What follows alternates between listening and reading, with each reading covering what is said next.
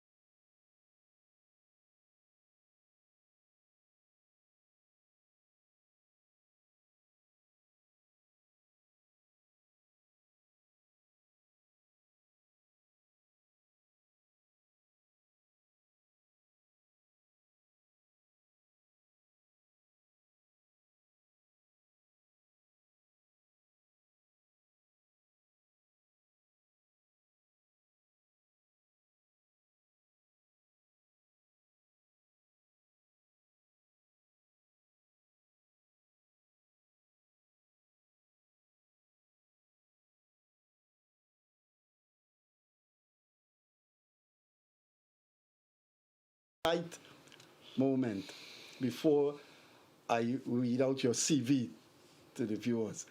Every time a guest come here, Gildarie would say, "Oh God, you teach him too, you teach her too." I know for the So exception tonight. there's no exception tonight. You taught him to? I taught Donald Ramotar. He was doing economics, and I could remember seeing him in the large theater when I was lecturing. So, ladies and gentlemen, Guyanese, wherever you are, Donald Ramotar needs no introduction from an ordinary PPP worker in the PPP business firm of Gimpex in Regent Street over 50 years ago. Mr. Ramotar has climbed and climbed and climbed and became the leader, the legal leader of the PPP from 1997 to 2013. To 2010 or 2011, and then in 2011 became the president, the executive president of the Republic of Guyana. That's an enormous institutional memory. So, Mr. Ramatal, without further ado, let's get into the thing that I know interests you, and I want to start with that because I think all of our viewers would like to have your take on it. One of the great figures in human history has passed away, and I don't think any talk show or any interview would be acceptable without some discussion of Mikhail Gorbachev. Can we have your take on the greatness of this man? Well, I think Gorbachev was indeed made some valiant attempt to create a better world for all of us. He tried his best to get nuclear disarmament. He bent over backward to have a better life, to have détente, peace, world peace. That was a big focus in his life. While he tried to reform the Soviet Union, he didn't succeed in that. But I think he did. We would say that during that period of time, that he did succeed in making a safer world. Unfortunately, a lot of what he achieved in that time have been reversed in recent years. And now I believe that we're facing some of the most dangerous period in the history of the world since the 1962 Cuban Missile Crisis. I don't think there's another dangerous period. Some people believe that it is even more dangerous than the Cuban Missile Crisis. But Gorbachev did make a strong contribution, and he showed, I think he demonstrated that it is possible that we can have a peace and we can have a better world. And in his attempt to reform the Soviet Union, I think because of a number of factors that come together at that time, he failed in doing that. And I think because my own view is that I think he went about it the wrong way. He tried first to reform the political infrastructure. He tried the superstructure, the political, he tried to make political changes, and and broke up the political system without having anything to put in its place, and that allowed things got out of his hand, and eventually the whole Soviet Union collapsed.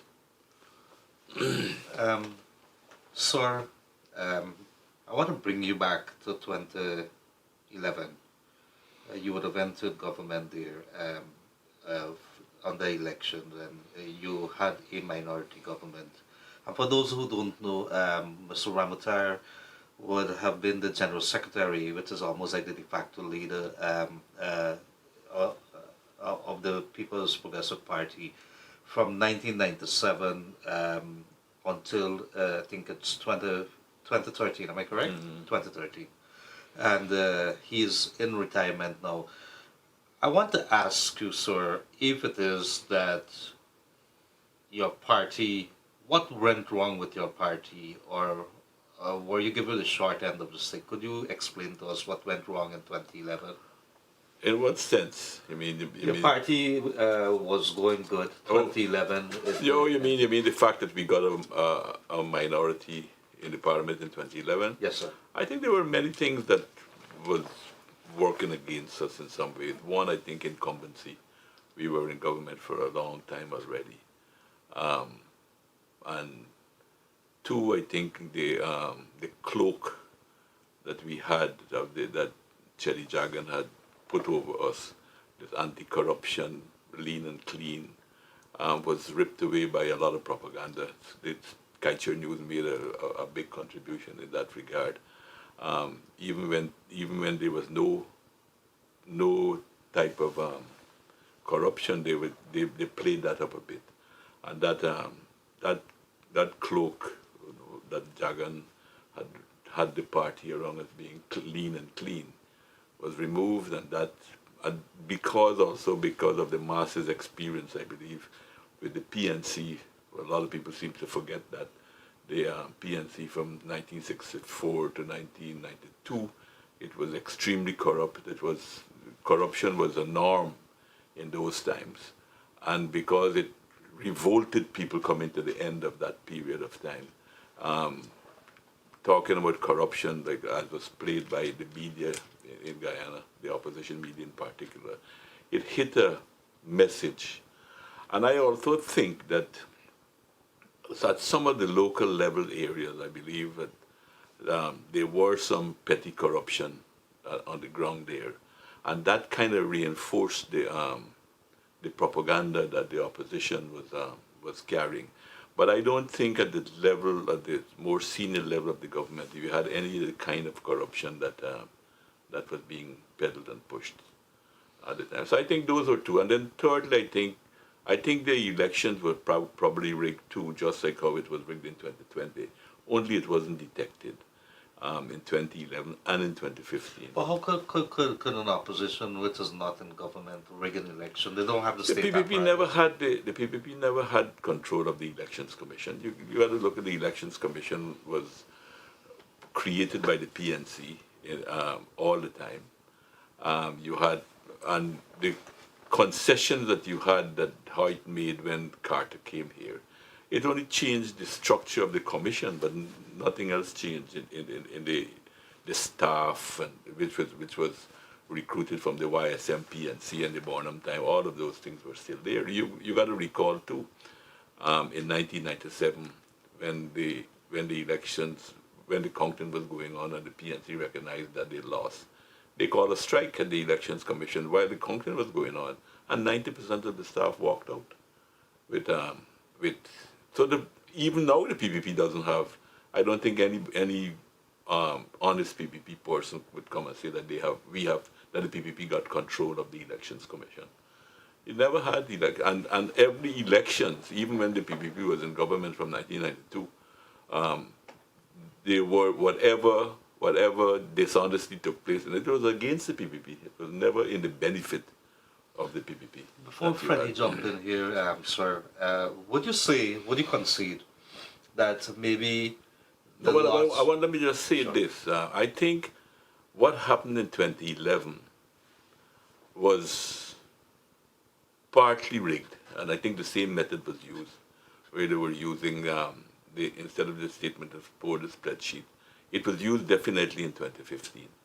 I remember one time um, the the elections commissioner Shaw told me that when they had a meeting going on at the elections commission, and they were pressing both Suraj Valley and the foreigners, the foreign embassies here, were pressing to have a result announced. Lowenfield said, "I can't announce this election because it goes against my conscience." And somebody said to him, "What do you mean?" He said, "I found fictitious statements of poll." And they told him to put aside the boxes that he was not comfortable with and announce those boxes that he was comfortable with. And he put aside 400 boxes. And the next day they announced those elections without ever doing anything about it. So I am convinced that 2015 elections was pretty massively rigged against us. Um, and then there were times when you couldn't find for a recount like in region 4, you couldn't find the returning officer until after the legal time was passed and all of that. We lost region 8 by 1 vote, but they never had a recount and so forth. So I really don't think that we lost the election. We had an elections petition, it was never heard. And those boxes are still in the possession of the GCOM. It now would be a waste of the court's time to go back with the elections commission and said, "You should hear this." I don't think they should hear. Time has passed. But in the interest of truth, in the interest of the nation knowing, I believe GCOM still should open those boxes and count the votes and let us know really what happened in 2015. Because I think it was at that stage that that Lowenfield broke, and once you break in that type of situation, you start to slide, and he just decided that if this was how the powers that be wants things to happen, then he himself decided to do what he did in 2020. But I think he tried in 2015, but he was overpowered by many things at the time. Freddie, you jump in first because I have some more questions. Well, just to correct you, the General Secretary is the de jure, legal head of the PPP. So in terms of actual legality as to who is the legal head of the PPP, it is the General Secretary. That is true, but it also has to do with style too. I grew up under the Cherry Jagan leadership, and he was very strong in collective leadership.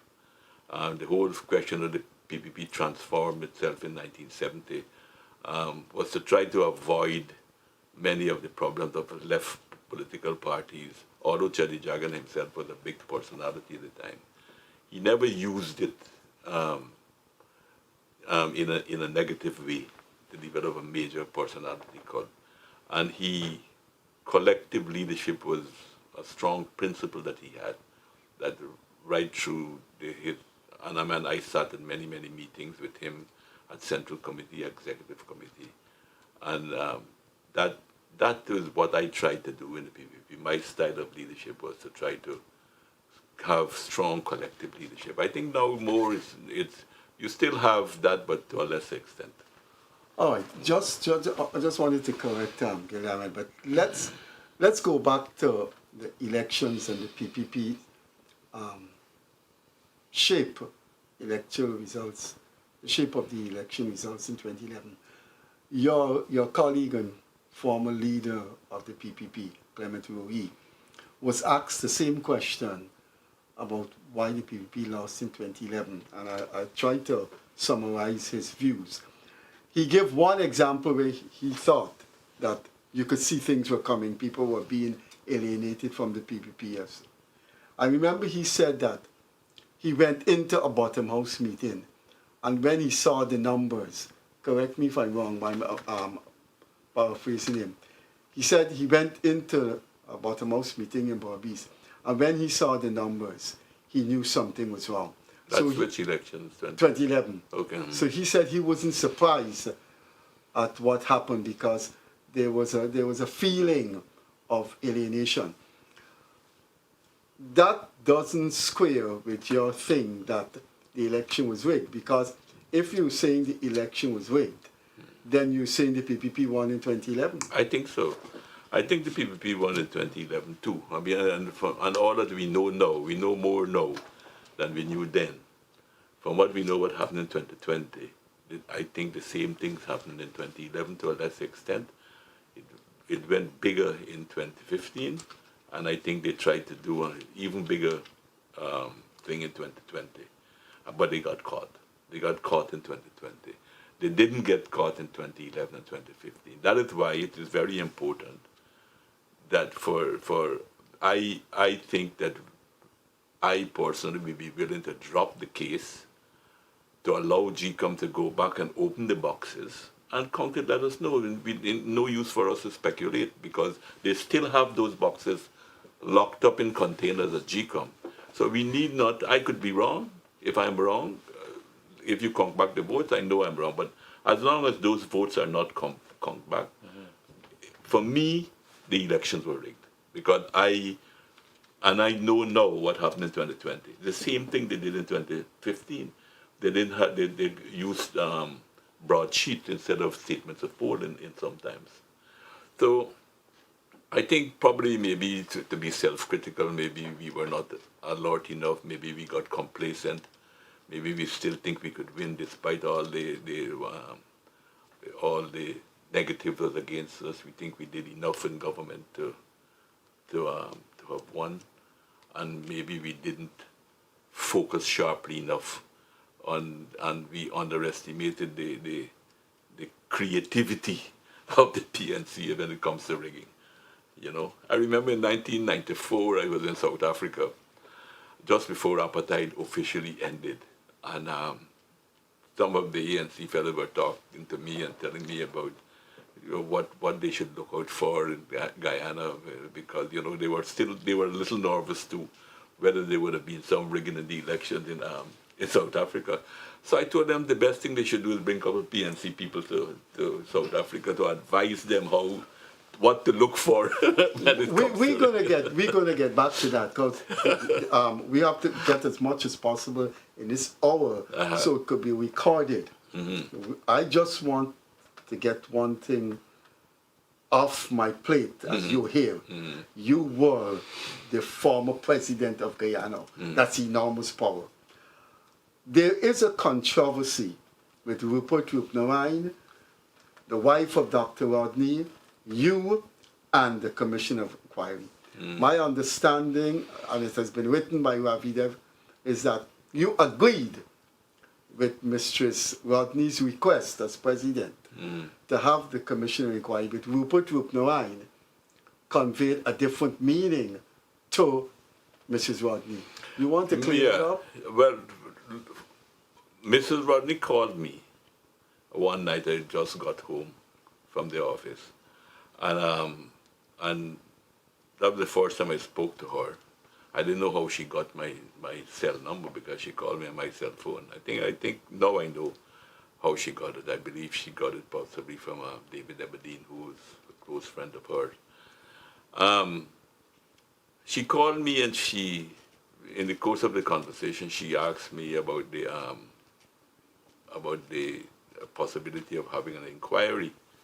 And I said, there's no problem with having an inquiry. We always wanted to have an inquiry. And I said, that Dr. Jagan tried when he got in government to have an inquiry. But at that time, we said we were trying to get Gregory Smith to come here. And the French refused to allow Gregory Smith to come, refused to extradite Gregory Smith to Guyana, because Guyana's laws, we still have the death penalty. And somehow things moved away from then, and we didn't have that.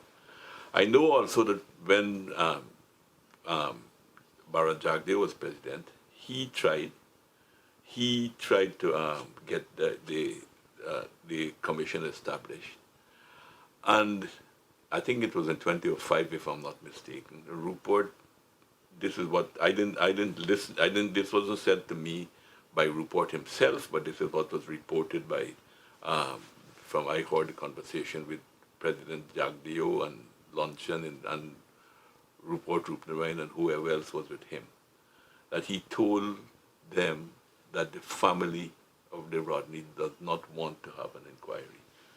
And he was speaking on behalf of the family, and the family conveyed that to him, that they don't want an inquiry. And that is why so I told her all of that. I told her it has never been a case where the PPP don't want to have an inquiry, but we were told that you don't want an inquiry. And she said that is not true. That is totally untrue, and that she wanted it. I said to her, but okay, we could have this inquiry, but I want you to go with your eyes wide open into this. And many of your husband's very close colleagues of that period are now with the people who killed him. Are you still willing to go to have it? She said, yes, I am still willing to have it. And then I decided, okay, I think we owe it to the nation as well to put this thing to rest finally.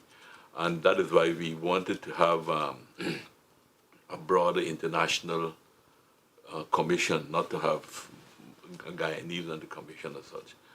And we were trying to get a professor from Africa, but he was busy at the time, but we decided to go ahead and not to wait. And that is how the body was composed. But I told her very clearly that, we don't have a problem with having the commission.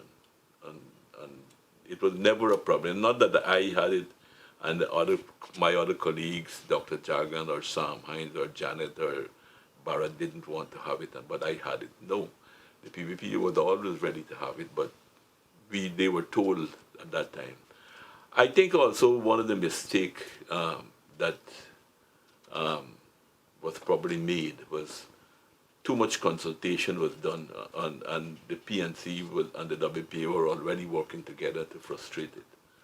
Particularly on the Bharat, they were consulted with the WPA and to get terms of reference and all of that, and they just dragged their foot, and then eventually they said that they don't want it.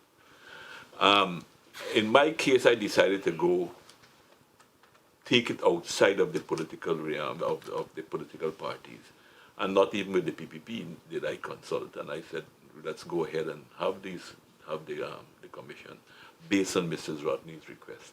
That was how it went. Just a minute, Gildarie. As president, and these dimensions are being worked out. Could you, for the researchers, tell us why would Rodney colleagues so close to him would have wanted to do that? Do you believe in the heydays of Rodney's dynamism, some of those close colleagues were suspect? Well, now on hindsight, maybe yes, you could say so. At that time, I was pretty senior already at that time when Rodney was here in Guyana. So it's possible. I mean, I don't have any evidence to say that it is so, but it is quite possible because it's very difficult to see people, the radical change that has taken over many of them. It's very difficult to see that this suddenly happened to them just like that. So I think you possibly is right. You're probably right. This is on speculation now. It's quite possible that they might have, and more than possible because I think the WPA was penetrated. Just like the PPP was penetrated in the 50s by the British, it was an open party, whosoever will come. So I think the British had a lot of spies in the PPP in the 50s. That's one of the reasons that the PPP in 1969, 1970 took a decision to have a more tighter party. But the unfortunate thing for Rodney, it was dealing with the question of power, and he was dealing with a very vicious leadership in the PNC at the time. So I believe that if our country was independent in the 1950s and 1960s, I believe a lot of the PPP leadership would have been killed, like what happened in Chile. But it would have been an embarrassment for the British for that to happen then. But then when Rodney attempt was made at trying to change the society, our country was independent. And I think they felt, the Bonham regime felt that they could have gotten away with it.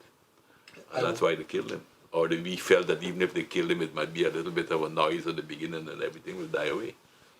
Sir, I want to bring you to 2020 election, but in a different way. Is there any truth, you could answer or not answer this, is there any truth leading up, or days or weeks before that election, that the discovery of oil was made and the government of the day was told not to say anything and not to make it an election issue?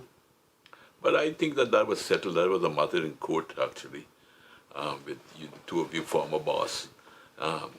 That was the matter in court. No, at no time did they say that they found oil. Even if you look at some of the things that the Kaitural News used to say that that we had a handbill in the election saying that, about oil.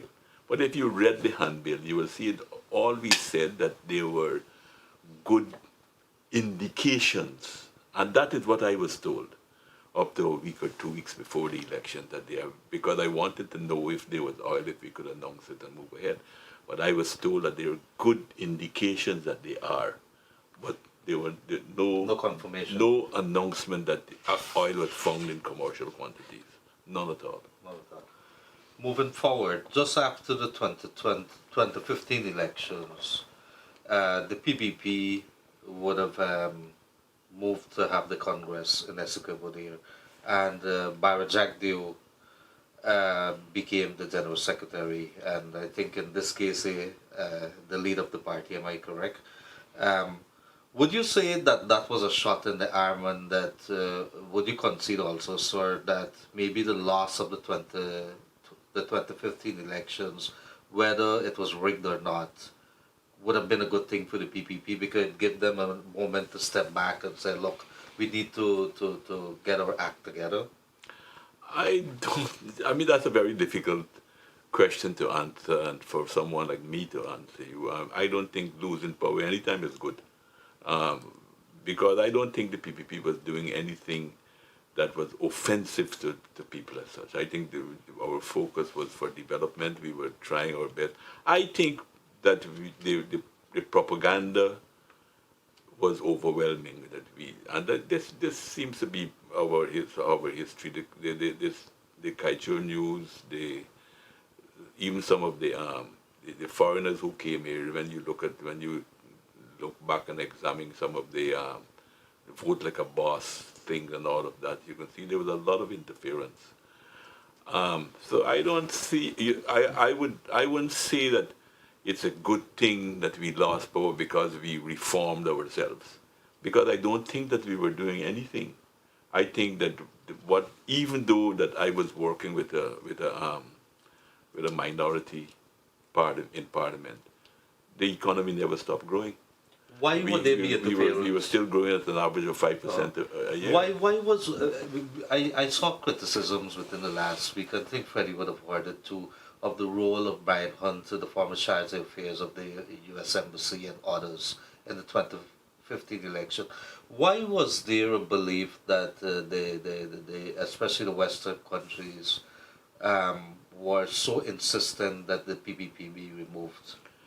I don't know. I think you probably got to ask them whenever you get a chance to. Do you have a suspicion? When you have a chance to bring them here, I don't know. But it was very clear that they were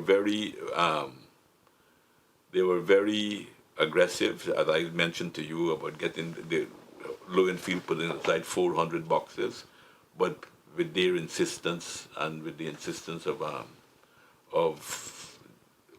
the chairman of the commission then, Steve Surajbari, they opened those boxes. They did not open a single box. The last conversation I had with the Elections Commission, with Steve Surajbari in the chair, I went with a delegation and I said to them, listen, I don't want to hold up the announcement of the elections, but there are 22 boxes that I have statements of poll that sounds to me that is different from what you have had. Count these 22 boxes, and then if I'm wrong, I'll concede the elections. They didn't. They took it down and kept dragging. I said, okay, count 5 boxes. Don't worry with 22 boxes. Take 5 boxes. It'll take you less than an hour to count. Count 5 boxes, and if I'm wrong, I'll concede the elections. Surajbari said explicitly to us, that was not only me, the delegation that I took. I think it had Mrs. Harper was there with me, Robeson Ben, and others. And he said explicitly to me, 22 boxes wouldn't take any length of time. We will count the 22 boxes. They never did. They never did, and they announced the elections. Freddie, you want to go? There's one aspect of that election that will forever be remembered when the historians write about it. There was a 1 vote difference In Region 7? in or Region 8, and Surajbari refused a recount. Now, normally in any part of the world, if it's 1 ballot difference, it's recount is just automatic. Do you, you're experienced enough to avoid libel? Do you think Surajbari was, I want to use a word that would avoid libel. Do you think Surajbari behaved badly? Let me put it this way. Let's just deal with the facts and don't, and I'm not going to speculate. After the 2011 elections, the PNC they were in front of Surajbari's house, singing hymns and all kind of thing, calling for him to go. They said him and Gokul Buru must go, must leave. And they kept singing this all the time. I remember one time I was even over in the West Demerara at a wake for one of our party comrades, Man Prasad, who had passed away. And I got information that they were again in front of Surajbari and Gokul Buru's house. And I even called the police and said, you can't allow these people to be harassed like that, in their homes in their night and so forth.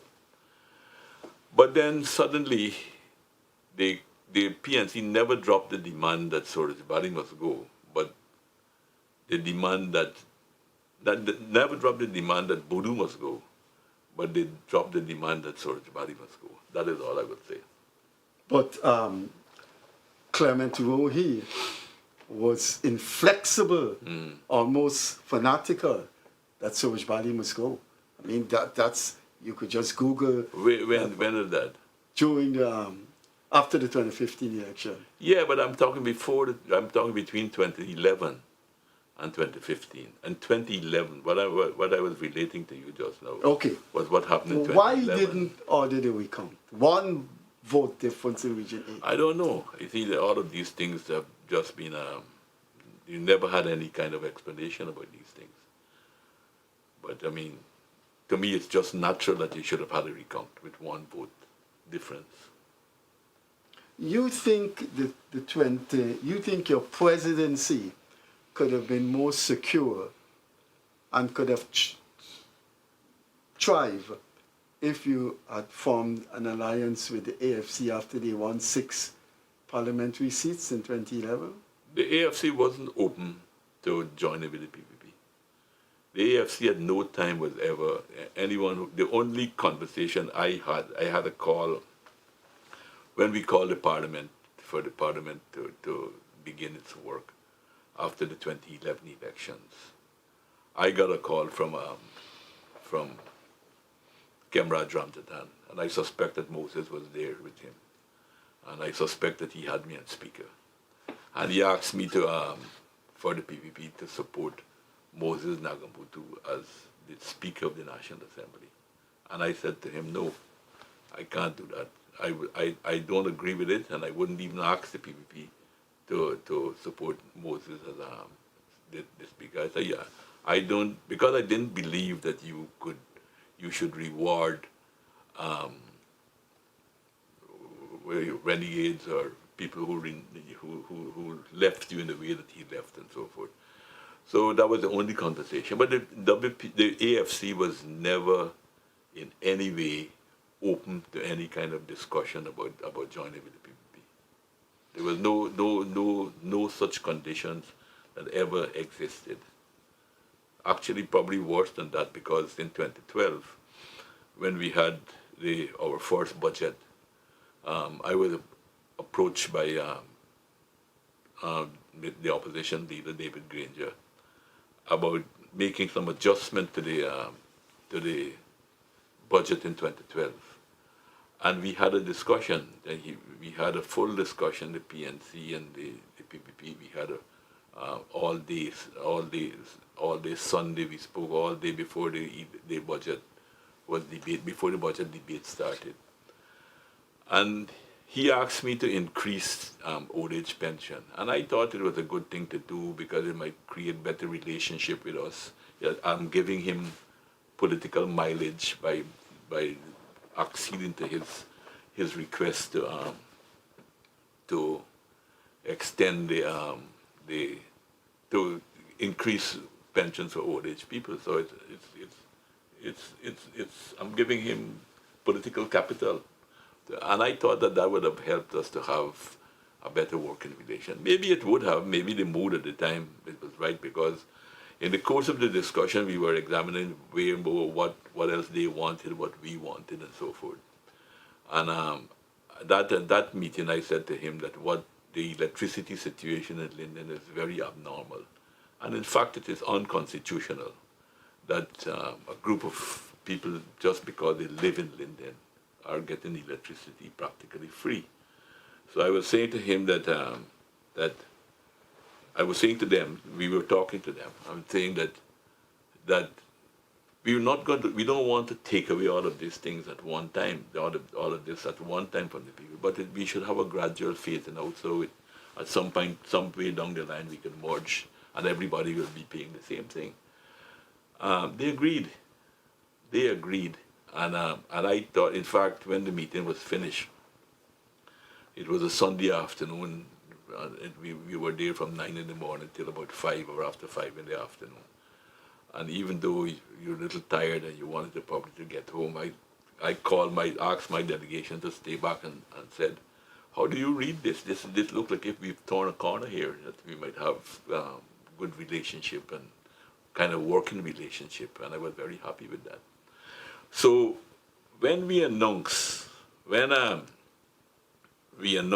we were going to, the Monday morning when we announced that we agreed to increase the pension, Ashley Singh, who was the Minister of Finance, got up, made a speech, and said that we, on the request of the leader of the opposition, that we agreed to do this. The next day now, Sam was now supposed to make the same kind of presentation to say that we have agreed that we will reduce the subsidy to electricity in Linden so that eventually it will come, everybody will be in the same position. Sam, being a more careful man than Ashney, in a way, wrote his remarks that he will have out. He showed it to Granger. Granger looked at it and he said it's okay, and he gave it to Rupnarayan for Rupnarayan to have a look at. Rupnarayan looked at it, and Rupnarayan made minor changes. I think probably Mr. Shearer probably still got that note. And said, okay. Sam went and read it out. Before the day was done, I think the AFC that put more pressure than the PNC. AFC started to put pressure on the PNC, and the PNC reneged on that decision. I think it was led by a breakaway from them with this boy, what's his name? What's his name now? Who was the chairman of the Region 10 at the time. together with this lady Kissoon, who was a member of parliament. Sharma Solomon. Solomon and Kissoon. Vanessa Kissoon. And Vanessa Kissoon, they were the ones, but I think that they were instigated by AFC people. But not I think. I know I had the information that they were being instigated. And the PNC backed down. And then after then, it was, we couldn't find any areas of cooperation. They voted against. I mean, how do you explain when they didn't have the majority? They voted for the anti-money laundering bill every year that it came up. They voted for it. The moment they had the majority, they voted against it. They was going at the heart of our economy, or the financial sector of the economy. How do you explain I gave them all this thing you hear to talk about, consultation and so forth. I had a full briefing for them on the Amila Falls hydropower, complete briefing. Even give them sensitive commercial thing and ask them not to allow it to go to the press. But which they didn't even adhere to, because I saw some people writing about it in the press afterwards. And I told them, when they had no questions, both the AFC and the PNC, they had no questions. And then I said, okay, take all the documents, give it to who you want. If you have your specialists and so forth. And if you have any questions, come back and we will provide your answers for you or give you what we think about it. They never did come back with anything. Then they asked to go and see the falls. We arranged for the army to fly them over to the falls to see everything and so forth. And lo and behold, they voted against it still. That is why the AFC voted for, in the end, in the final analysis, the AFC voted for, but the PNC held on to their position and they didn't vote for it. And that is why the Blackstone people walked away, because they felt that if the PNC win the election, that their investment would have been in danger. So that is why they walked. So they sabotage. They didn't use their one-seat majority in the National Assembly to promote anything that was good. It was used at every time to try to get things bad in the country. I think they were working on the philosophy that if they can get things bad, it's good for them. And they didn't use it to try to, it's like now, everything the government does, even the handing out of this, because we care money to everyone. This is a universal population. As long as a child goes to school, you get this thing. You're still charging with discrimination, racial discrimination and everything else. So they just seems to want to get things. They're not in a mood to try to, they don't have a national position that the country must do well. They want the country, probably, they want the country to do well when they're in government, but even then they don't show that, because how do you explain when they got in government, one of the first things they do is raise their own salary and lied about it afterwards? And then you telling the workers that they can't get anything, or you raise your salary in a huge way, and allowances and all of that. So they intended from the very beginning to rig the election since 2015. They got in government in 2015. That is why they set up Felix Ministry, and those were those were the mechanisms that they had to rig the election. They were derailed by the no confidence motion. Sir, I've seen recently some criticisms in different quarters, including from the private sector, about the number of cash grants that we are giving out, or that the government has been giving out. Of course, the people are welcoming it. But do you think it's too fast? Is it too ad hoc? Is it, should we be more structured? Are your thoughts on that, sir? I have some concern about that. I do have some concern, because I think if you're not careful, you can create a dependence mentality. That's one thing. That's a component. You have to be careful about that. I think also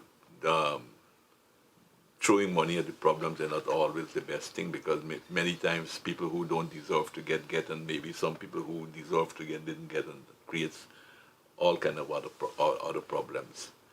And I think, for instance, I think that maybe we should do take in a model that Lula used when he was giving cash to the very poor in the country. He did tie it to something which I think we should have tied. Like, let's take for instance the educational grant, the Because We Care grant. It's quite a sizable amount of money now. I mean, in fact, there are some sad things I hear one or two times about some of these things, but I think that it should not just be given like that. It should be given, and the people who collect it should have some responsibility.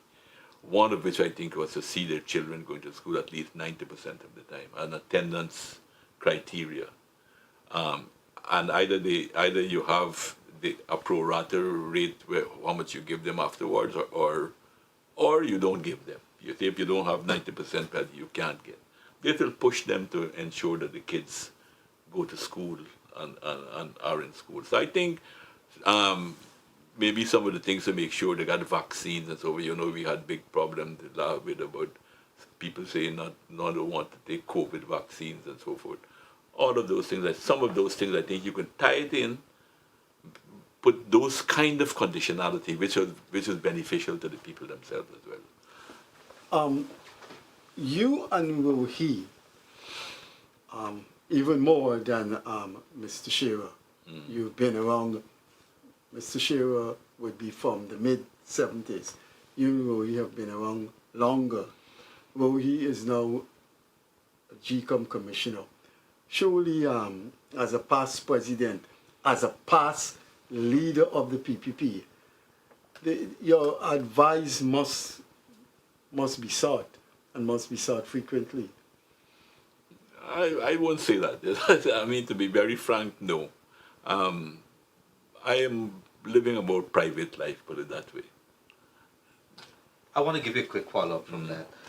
In the United States of America, former presidents and even army generals and so on, they've been sought because of the experience. Yourself, in a country, I think I would have seen one theory or one kind of argument put forward that, look, in a case where we have everybody coming into Guyana and we have lots of oil money that is there, that we should put all our hands on deck, all the leaders should be there, all the heads and everybody. Would you say that it may be a good idea that people like yourself, people like David Granger, people like Sam Hines, that it would be good for the Irfan Ali government, a very young government there, to probably use, and would you be willing if such an opportunity is given to you? Sure, but Irfan did try. I mean, President Ali did try. I mean, shortly after he came to government, he did invite all past presidents to a meeting with him to discuss, you know, the same kind of logic that you are putting in, the same kind of logic that he put forward then too, that, you know, we were presidents, we might have ideas, we could act like a kind of an unofficial advisors to him, make position. It turned out to be a PVP thing because President Granger didn't turn up to the meeting. He didn't accept the invitation. He didn't come, and since then, no other meeting was held. So that was one meeting was actually held in that regard. So not that Irfan did not invite, but maybe he felt that, I mean, he need not call a formal meeting if it's only PPP people who would attend. You know, Granger didn't come. The elephant in the room. Big, lots of discussion going on with our oil deal. The president would have said what he had to say, and I think the vice president was very vocal, making it very clear where he stood with regards to the oil deal. And he says that, you know, I didn't say that we're going to renegotiate. Your thoughts on how we should handle this situation, some of the ways that maybe we could, how you say it, probably get the best out of what we have in our hands? Well, I see that there's a broad acceptance or a broad demand that this goes fairly widely, that the contract should be renegotiated. That demand is out there, whether from whatever political thing that you're in. I think our government is tentative. We have a history in this country. We have a history of being kicked out of government in the 60s. And not only being kicked out, but racial instigation in the society that created all kind of broke up. The PNC is a very unreliable partner. I told you just now about the agreement we had with them, and they reneged on it and so forth. We see now how they haven't changed, put it that way. The PNC was started as a political party by the British to stop independence from coming to this country. And if you read this woman, Jane Sillery, doctoral thesis, which was published in the 1990s, with the benefits of all the documents that are being released now. And she also interviewed all the players in America and in the United Kingdom and Guyana who were still alive in the mid-1990s about that period. And there she said very frankly that Bonham was told not to agree to any of Jagan's proposals, that they would give him all that he wanted. You remember Jagan offered him half the government? But the PNC is a totally anti-national party. And they have not done anything to correct that position. And even now, their behavior on the side, I suspect all of those things are, I mean, I can't say for sure, but I suspect that those are the things that would be worrying a lot of our decision makers today. Whether they do that and whether the PNC jump on it and create alliances with other people and create we have the havoc in the ability, country and so forth. so we have the possibility of getting billions of dollars. I think the word that they use or the term is clawback. Don't you believe that there should be something at least publicly that could be said? I understand about Look, sacred, the agreement. I think understand that is the big fear. That okay, you have a legal agreement and so forth. I don't think you can take these things just like I might feel that yes, there should be some renegotiation again. But look at our history. Look at what we have to deal with. And so I think our my colleagues are being very cautious on this issue. But isn't there another thing? Let's talk philosophy now.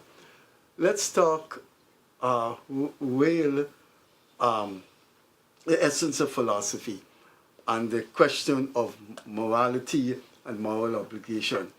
One of the problems I have about people criticizing the government of Exxon is that those very people didn't see anything wrong with the 2020 election, which, if it had succeeded, we would not have been alive as a country. That's one dimension. I have seen people like the women groups, a whole set of women groups. Anything, there's a long letter. There's a long letter, frequent letters, but none on what happened in elections. And then you have the opposition. These just 2 years ago, these people were in government and did not renegotiate the thing. I mean, I'm saying, put yourself in. No. The PNC clearly, they're not being. I mean, you can't. It's very hard to trust in some ways to trust the PNC in some of the things that they do. They will be the very ones who might be the very first to renege and say that and start to attack the government and saying that. Your fault thing to the white man. Yeah. Your fault, yeah. I mean, that's a definite possibility. The white man forced you to, you see? No, not only that, but they will side. I think that if they see that there is resistance on the part of ExxonMobil, they will take the side of ExxonMobil. To make the government weaker. Weaker and to try to mobilize international, try to mobilize American government because, American government, they one of the main purpose for them to have embassies and so forth is to protect American business interests wherever they have these business interests and so forth. So I believe all of those things are probably things that must worry decision makers in our country. But clearly, this deal, this thing is not a good deal that we have. It's very clear it's not a good deal. Sorry, you introduced during your presidency a young man into a ministry that really I followed that ministry because I used to like write about the housing ministry. That man became the president of Guyana, Irfan Ali. He is pictured around the place, dancing, singing. He seems to be all over Guyana, all over the country. On a scale from 1 to 10, Irfan Ali's performance as the president, and also, and that's another part too, if you could just put it in your closing. If you had an opportunity to say a couple of things to Irfan Ali to bet his presidency, what would you say? A lot of things to think about there. It's a lot. I need to think about it. But yes, I think Irfan is doing a very good job. Not only me seeing it, but I think that's the view out there that he's doing a good job. He is also grounded with people, which is a good thing because I think he is among the people. It's one of the best ways to know what is happening in your society, to be on the ground and to be able to have people feeling free that they can speak to you. So I think his style is similar to PPP style generally. I think from Jagan right down to now to Irfan, that I think is a style that the PPP, that is inherent in the PPP and in the PPP leadership and so forth. So I think he's doing a good job. I know that he's a very results oriented person, and that will serve him well as president.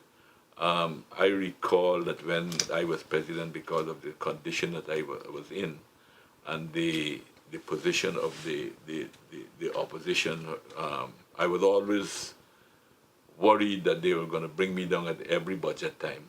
I expected that they would bring a no confidence motion, but I always thought it would have been at budget time.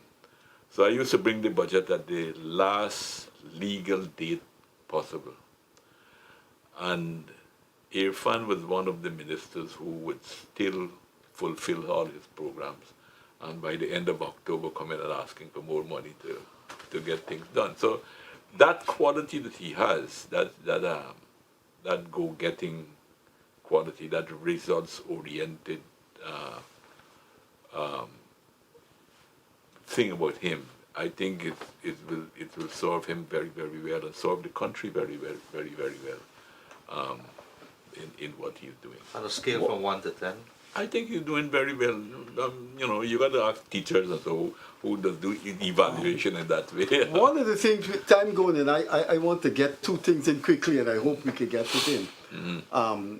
I hope you could get in your position on the Ukrainian war, because you've taken a very different position from the rest of the world. The rest of the world. There are a lot of people now coming to my position. I want to get into, I have known you a very long time. And when this interview was being arranged, I told Gildarie, your baby is foreign affairs. From the time I have known you, you like international relations. You spent 8 years in Czechoslovakia as editor of World Marxist Review. Don't you think someone like you need to talk to President Ali about the pitfalls of small countries and the difficult part they may walk in not fasten up themselves under one big great power, that they must learn to spread their wings and But I don't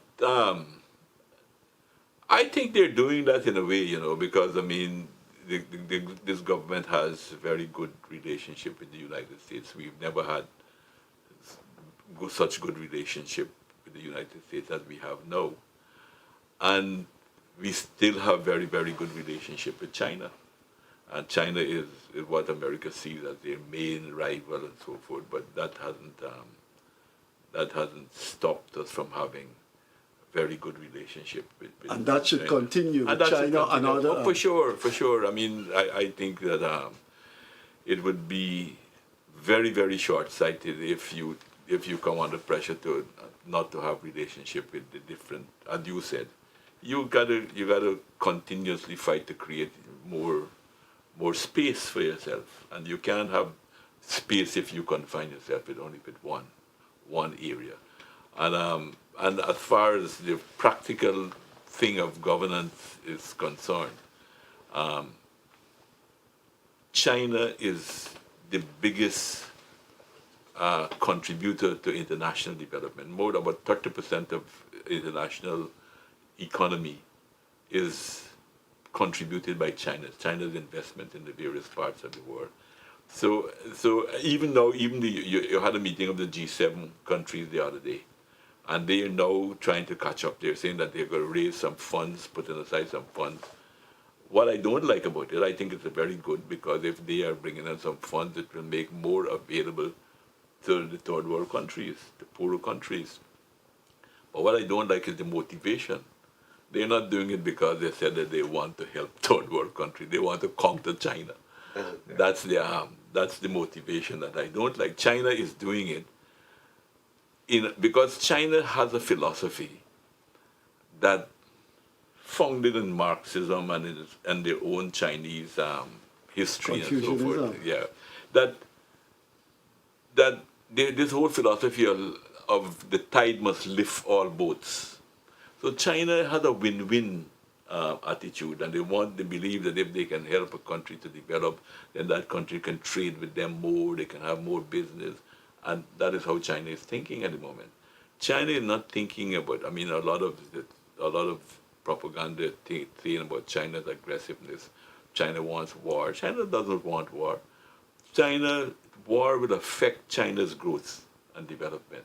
China needs peace, and that's what China is doing. I used to attend before I became president, I used to attend the meeting of the European Union and ACP Joint Parliamentary Assembly. And this used to be a big debate with African countries in particular and the European countries at this Joint Parliamentary Assembly. The Europeans always used to be saying things like, why you allowing China to come into your country and build these things. They bring in people from their jails and all of that kind of and the Africans will tell them, but you were here for 300-400 years and you have done nothing. Look at what the Chinese are fixing our infrastructure. I saw for myself some of the infrastructure that they're doing in Africa, and social infrastructure, the hospitals that they're building, the schools that they're building, and they are actually spending their money where it is building human capital. Unlike what we used to experience in the past, where it used to go only to your mining and to your timber and all of that, nothing even to develop. If the sugar cane could have been cut and taken away to England to make sugar, we would never have a factory here. It's just because when you cut the cane, you have to process it within 48 hours. That is why they built a factory. But for 300 years, we have been, and up to now, we have been producing raw sugar. The refined sugar was being produced in England, and we're still not producing refined sugars yet. Time going, I think time has caught up with us. You're not afraid for your American visa. You have taken a position. I'm too old to be afraid of it. Look, even if all countries have security concerns, all countries, and you can't deny Russia that, but not war, man. War is the last resort. Yeah. Young people are dying. That's the point. That you can't justify you that hit war. the nail. You hit the nail on the head. The last resort. This, if you look at what is taking place in Ukraine, it didn't start on February 24th this year. It started way before. You can go back right to the 1990s when it started. One of the reasons that the Soviet Union agreed for the reunification of Germany and everything else, and to withdraw their troops from Eastern Europe, was that NATO would not move 1 inch towards the Russian border. But by 1997, Clinton is the one who started it, to expand NATO. Bush pushed it more, and Obama even more, pushed to go to the Russia. And they were ignoring all of Russia's protests. Not only that, but they claimed they're not going 1 inch, and in 1999 they bombed the hell out of Kosovo and Serbia. and ripped. All you hear they're talking now about um, um, this Crimea. They did worse than that in Kosovo when they ripped Kosovo away from Serbia. So all of these things, what they do expect Russia to be thinking. And even up to December, Russia made proposals to them. They're saying that they can't stop Ukraine from applying. Russia said, yes, you can't stop Ukraine from applying, but you have to accept. Why don't you give us guarantees that you would? Imagine the United States was ready to go to nuclear war when the Soviet Union put missiles in Cuba 90 miles away from it. This is on the people's border. This is on the front steps that they have. So when you talk about all the diplomatic area was exhausted. Even look how long Russia had their military build up on their borders. That was warning them that, look, we're serious about this thing. They totally ignore Russia's security concerns. And Russia had no other option. What other option they had? After so many years, you had a coup you have fascist elements, real fascist element, one of the fascist elements that killed a Soviet general who was fighting against Hitler. This is not neo-fascist. This is real fascist you have in Ukraine. And you still want to ignore Russia's security concern. Look, in 2008, in Munich, I think it was, Putin made a speech there warning about what is happening and Russia cannot take it. But what is happening in Ukraine now is revealing a lot of things. A lot of things it's revealing. It's revealing that Europe is just becoming a colony of the United States. Because when Bush pushed for more expansion of NATO towards Russian border, Merkel opposed it and disagreed with it and said that Russia will not accept this. Russia cannot accept this. That was Merkel's position. But she was beaten into submission and she eventually voted for it to allow to say that Ukraine should go into NATO. You started by saying the war is more dangerous than any time in history. You think this thing is going to go nuclear with either China versus US or Russia using nuclear weapons? The United States is pushing the envelope all the time. They're pushing the envelope. They're fighting Russia by proxy. Look, Russia didn't start to fight. It's not like you or many other people that I talk to try to portray that Russia is a big country taking advantage of a small country. Since 2014, the General Secretary of NATO, Stoltenberg, admitted that since 2014 they expected to fight Russia. And they were training more than 20,000 people every year in the use of the most modern weapons. They pumped Ukraine with a lot of weapons. Ukraine was not a NATO country de jure, but de facto all the weapons they had there. Highly trained. Ukraine had the third largest army in Europe. Russia, Turkey, and Ukraine is the third. So Russia wasn't going to fight, and it wasn't. They were equipping Ukraine to fight Russia, and that's one thing when people talk about, try to create the impression that Ukraine is like a helpless child. Ukraine was heavily militarized with some of the most modern weapons. But I think what is happening now shows, one, the West began to believe their own propaganda, that Russia is just a gas station, that Russia doesn't have anything. They ignore Russia's industrial capacity. Now they are being exhausted with weapons they're sending to Ukraine. Russia still, look how many missiles Russia is firing every day in Ukraine. So that tells you what the strength of their industry that they have. They ignore that, think that Russia would have collapsed. You remember President Biden said he'll make the ruble to rubble, and that they were just, I mean, when you listen to them, you will see they were just salivating, waiting for the opportunity to put all of these sanctions on Russia. You think, we got to go now, you think Trump is going to win the next election? If you have it now, yes, I don't know, but politics is a very dynamic thing, and they still have 2 more years. Okay, to go. well, that's it. Yeah. That, ladies and gentlemen, is a very candid former president of Guyana, Donald Ramotar, and of course he doesn't hold anything back. He's going to say it as it is, and of course, two and three sides to every story. So you're going to hear his views, and I know that whenever you ask him, he doesn't hold back, and that is something that we always appreciate Donald Ramotar for. Of course, as we come down to the end of our program, unfortunately, because this has been a history lesson tonight, and we've spoken about oil, we've spoken about international affairs, international relations, talk about the implications of Guyana, we've spoken about the presidency of Guyana, current presidency, and what's happening here right now, and of course, cash handouts and his thoughts about that. As we go back, we're going to come back to you on Wednesday, same place, same time. A special guest. I'm not going to say who it is on Wednesday. And so it is going to be all fire because we have some serious questions to ask here and we're going to see what happens.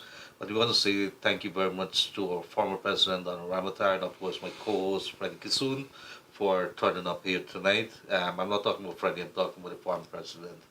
Freddie, I know is going to be here. As we say goodbye, please be careful on the roadways and take care of yourself and others on the road and other people's vehicles as well. It is a beautiful country and we have to do what we can. Have a pleasant rest of the night.